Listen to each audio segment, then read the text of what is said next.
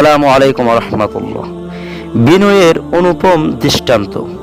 ক্ষমতার সর্বোচ্চ পদে আসীন হওয়া সত্ত্বেও যে কেউ বিনয়ের চরম পরাকাষ্ঠা প্রদর্শন করতে পারে, তা উমর ইবনে আব্দুল আজিজের ঘটনা না শুনলে কল্পনাও করা যেত না।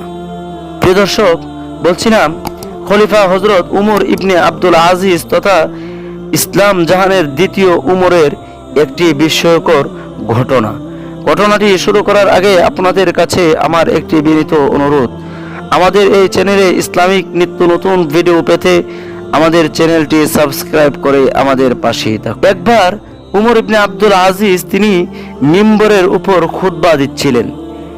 এমন সময় এক লোক দাঁড়িয়ে বলল, আমি সাক্ষ্য দিচ্ছি তুমি একজন ফাসেক।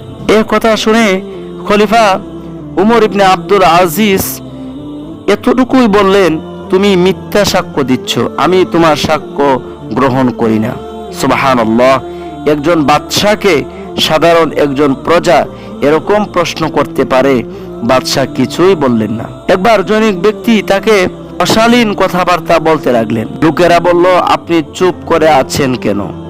তিনি বললেন, ক্ষুধা বিথি আমার মুখে লাগাম লাগিয়ে দিয়েছে। একবার তিনি সওয়ারিতে করে কোথাও যাচ্ছিলেন, এক পথচারীর সাথে তার সওয়ারি লেগে গেল। লোকটি রাগান্বিত হয়ে বলল, বেটা তুই কি দেখিস না? তারপর সওয়ারিগুলো সামনের দিকে চলে গেল। সে বলতে লাগলো, কেউ কি আছে যে আমাকে পিছনে বসিয়ে নিয়ে যাবে? হযরত উমর ইবনে আব্দুল আজিজ রহমতুল্লাহি আলাইহি নিজের গোলামকে বললেন, তাকে খাল পর্যন্ত নিয়ে চলো। একবার রাতের বেলা মসজিদে উমর ইবনে আব্দুল আজিজ রহমতুল্লাহি আলাইহি গেলেন। সেখানে একটি লোক ঘুমিয়েছিল। অন্ধকারের কারণে লোকটির গায়ে তার পা লেগে গেল। লোকটি চেঁচিয়ে উঠে বলল, তুমি কি পাগল নাকি? তিনি বললেন, না, আমি পাগল না।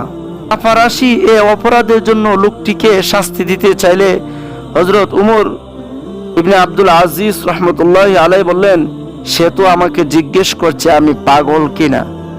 আমি উত্তর দিয়েছি, এতে তার অপরাধ কোথায়? সুবহানাল্লাহ।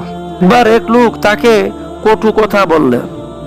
তিনি বললেন, তুমি চাইছো শাসন ক্ষমতার অহংকারে আমিও তোমার সাথে তেমনি কঠোর আচরণ করি, যেমনি কাল কিয়ামতের দিন আমার সাথে করা হবে।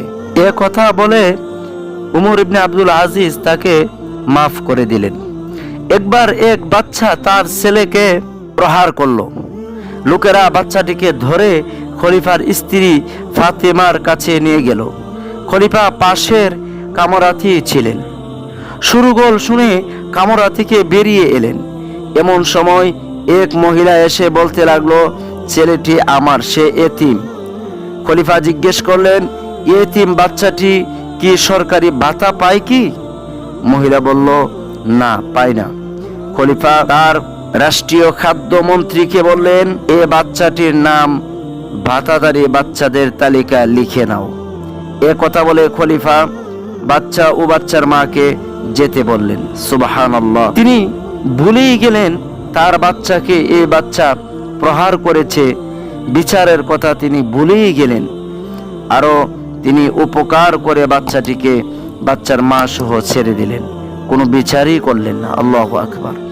আর আমরা আমাদের সমাজে আমাদের বাচ্চাদেরকে যদি অন্য কোনো বাচ্চা কিছু একটা কটু কথা বলে, তাহলেই যেন আমরা রাগান্বিত হয়ে কত কিছুই করতে চাই।